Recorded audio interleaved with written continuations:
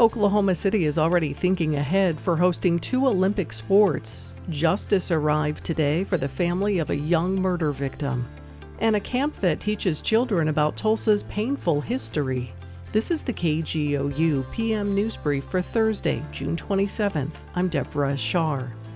Oklahoma City is expected to host softball and canoe slalom events during the 2028 Summer Olympics. Mayor David Holt addressed the media today to provide a few more details. KGOU's Logan Layden reports. Mayor Holt discussed the public reaction to the Olympics coming to OKC and seemed relieved to finally be able to talk about it after years of behind-the-scenes efforts. The reaction to the news in OKC has been nothing short of euphoric. I have had the opportunity to experience these emotions for a bit longer, 6 years in fact, but I can attest that the excitement doesn't wane. For a kid who grew up in OKC, the prospect of our city hosting LA 28 Olympic events is amazing and historic. Los Angeles is the official host city for the 2028 Summer Games, and the process isn't complete. The plan for venue sites still needs to be approved by the LA City Council. In Oklahoma City, I'm Logan Layden. Oklahoma carried out an execution today on its longest-serving death row inmate. KGOU's Hannah France reports. 66-year-old Richard Rojum was executed at the Oklahoma State Penitentiary in McAllister via lethal injection on Thursday. His time of death was 10:16 a.m. Rojum was convicted of the 1984 kidnapping, rape, and murder of his former stepdaughter, Layla Cummings. Rojum had been sentenced to death for the murder 3 separate times. His first 2 convictions were thrown out due to trial errors, but he was given the death penalty for the 3rd time by a Custer County jury in 2007. This was the state's second execution of 2024, following the execution of Michael Dwayne Smith in April. There are no more executions scheduled for this year, and moving forward they will be scheduled with 90-day intervals. I'm Hannah France. While teaching history in classrooms has become more difficult, educators in Tulsa's Greenwood neighborhood are taking steps to fill in the gaps. Oklahoma Public Media Exchange's Ben Abrams reports on a summer program instructing kids on the history of Black Wall Street.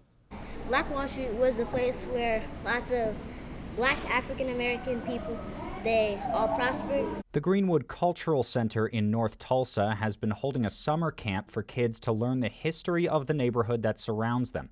Tulsa-raised author Charity Barton teaches the kids about businesses that made up Black Wall Street. Barton released a children's book this year called We Did That, focused on Black entrepreneurship.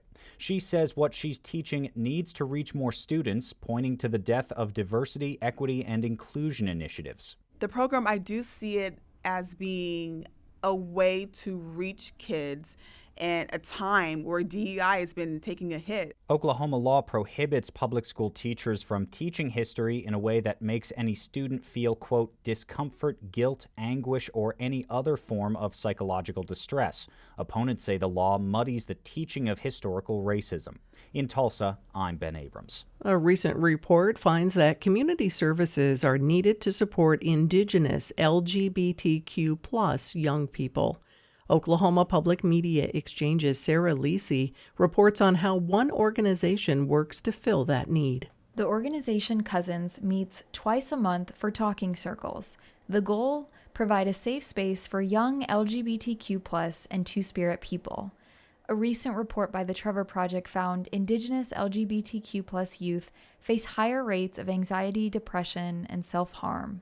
Cousins co-founder Sarah Adams says statistics like that make the organization a valuable resource.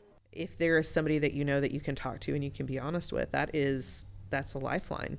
The Trevor Project noted that community services that support LGBTQ+ Indigenous youth are imperative, and more funding is needed to aid in these efforts.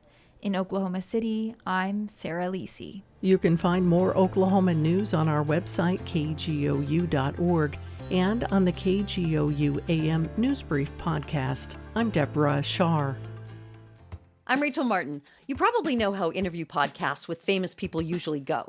There's a host, a guest, and a light Q&A. But on Wildcard, we have ripped up the typical script. It's a new podcast from NPR where I invite actors, artists, and comedians to play a game using a special deck of cards to talk about some of life's biggest questions. Listen to Wildcard wherever you get your podcasts, only from NPR.